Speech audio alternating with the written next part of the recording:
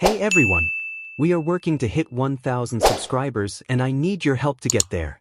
If you enjoy the content and it is your first time here, please hit that subscribe button right now as we proceed. Prepare yourself, because the conversation we are about to have today is not comfortable. It is not easy. It is not the kind of topic where everybody walks away nodding and smiling and feeling good about the state of Blue Jays baseball. This is the kind of topic that splits a fan base right down the middle, that starts arguments in bar booths and group chats and comment sections, and that forces every single one of us to confront a question we would much rather avoid: what exactly is this organization trying to build, and are we willing to accept some short-term pain to get there? Sports Illustrated has put forward a mock trade scenario that has the Los Angeles Dodgers acquiring Jose Berrios from the Toronto Blue Jays in exchange for 3 young, high-ceiling prospects. And before you dismiss it as fantasy baseball nonsense, let us be very clear about something. This deal is not crazy. It is uncomfortably, almost annoyingly logical. And that is precisely what makes it so difficult to sit with.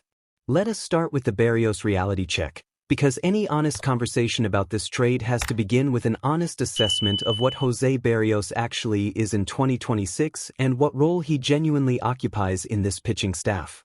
In 2025, he posted a 4.17 ERA across 166 innings with 138 strikeouts and a 1.30 whip.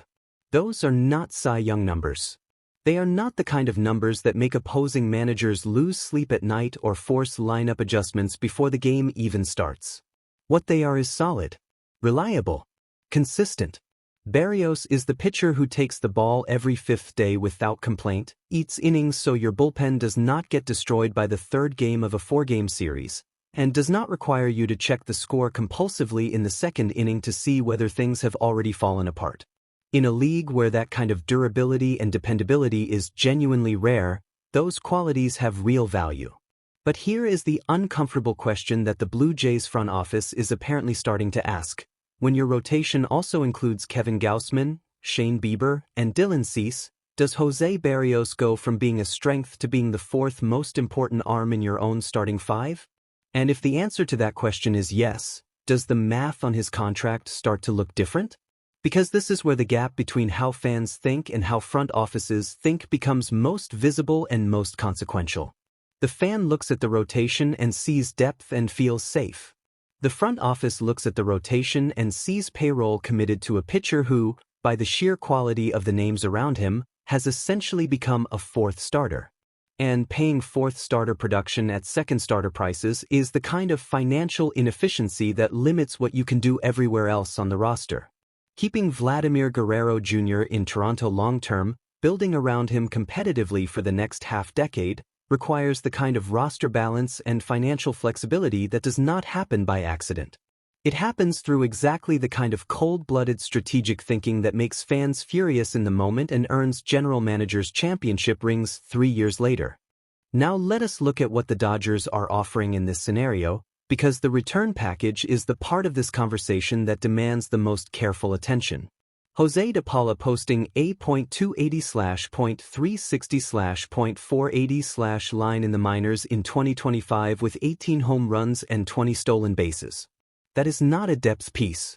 That is not a lottery ticket. That is the statistical profile of a complete, toolsy, future starting outfielder with a blend of power and speed that teams spend years trying to develop internally. Jackson Ferris putting up a 3.45 ERA in the minors and projecting as a legitimate rotation starter with genuine strikeout upside, a controllable young arm that the Blue Jays could develop on their own timeline and own terms. And James Tibbs III, a middle infielder carrying a .370 on-base percentage along with 12 home runs and the kind of plate discipline that separates players who stick in the big leagues from players who wash out after 2 seasons. 3 players. 3 different positions, 3 different skill sets, 3 different futures, all of which have the potential to become significant contributors at the major league level for years to come.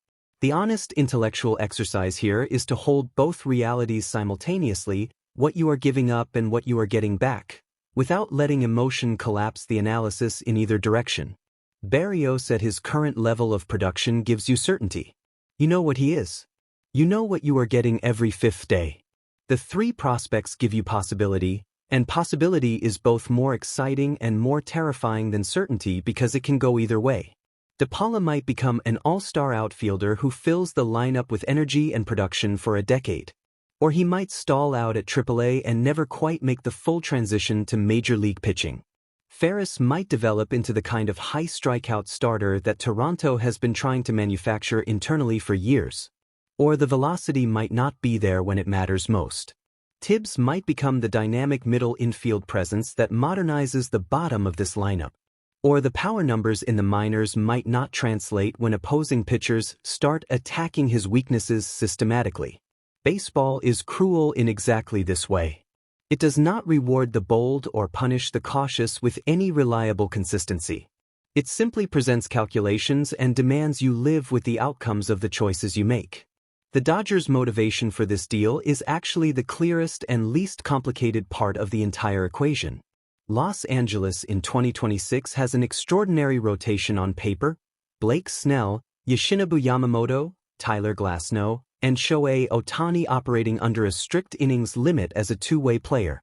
That is a genuinely frightening collection of talent.